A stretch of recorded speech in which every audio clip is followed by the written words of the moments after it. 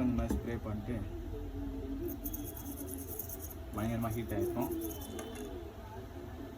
ஹீட்னா plus உங்களுக்கு தண்ணியில் short ஆன எல்லாம் இதுவும் வந்து சர்க்கியூட்டும் வந்து கிளியர் ஆகிருக்கும் இந்த மாதிரி ஃபயர் பண்ணும்போது.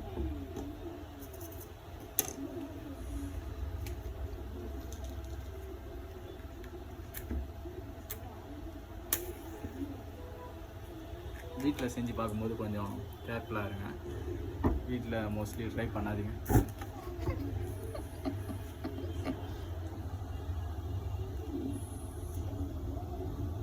எரியல